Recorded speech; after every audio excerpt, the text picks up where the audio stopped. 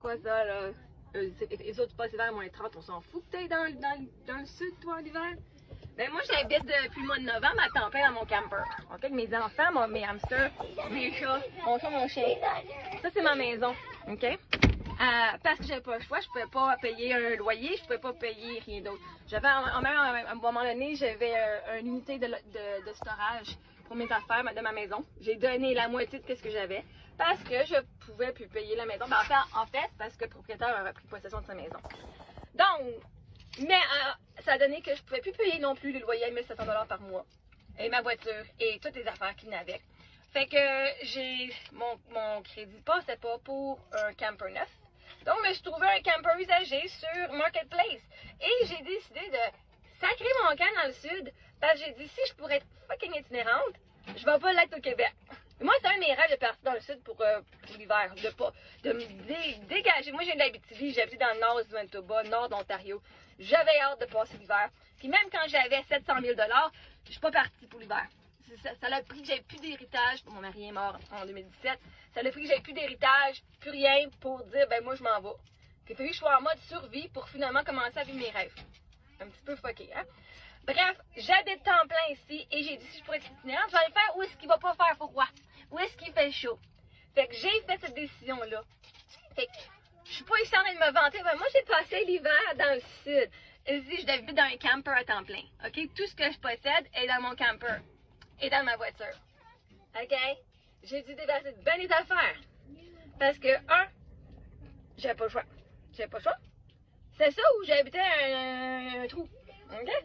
Fait que, oui, je suis fière de ces personnes-là qui habitent dans des tentes. Et je suis fière de leur créativité. Pourquoi est-ce que je pourrais pas leur donner de la fierté? Pourquoi est-ce qu'il faudrait absolument qu'ils aient fait quelque chose d'extraordinaire pour que je sois fière d'eux? Hey, ils sont en train de survivre. Je suis fière d'eux. Ils ont trouvé une façon de faire ce qu'ils pouvaient avec ce qu'ils avaient. Bravo!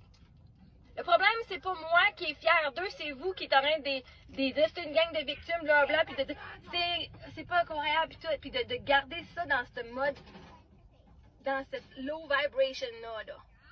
Moi, je vois la fierté d'eux autres parce que j'ai dû être créative comme mère, veuve, célibataire, puis de tout faire par moi-même.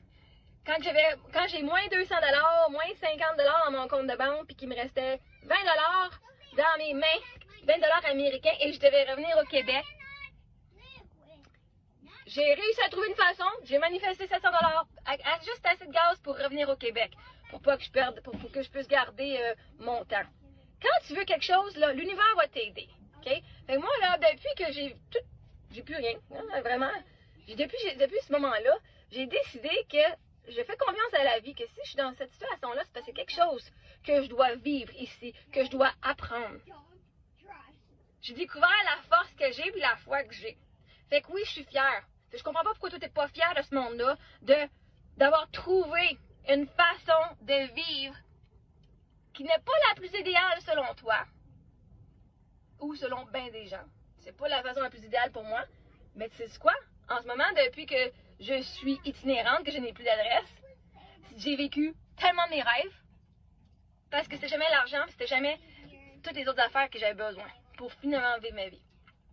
Fait que oui, je suis pas en train de me vanter que j'ai passé l'hiver dans le sud alors qu'il y en a qui se gelaient les couilles ici au Québec. J'avais la même option que j'aurais pu décider de rester au Québec puis de me plaindre. J'ai froid.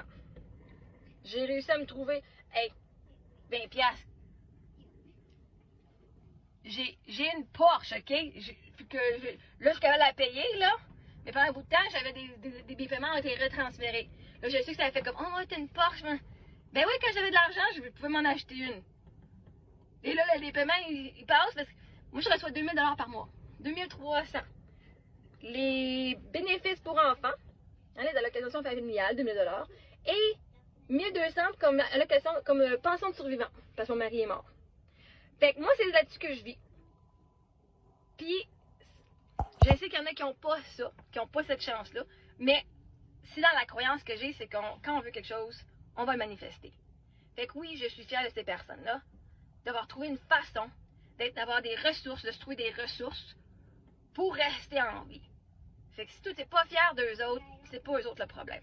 Le problème, c'est pas qu'il y ait des tantes qui peuvent pas payer leurs affaires. Le problème, c'est que c'est le monde qui ont des maisons qui se pensent meilleures qui viennent juger ce monde-là. Bref, j'ai dit ce que j'ai dit.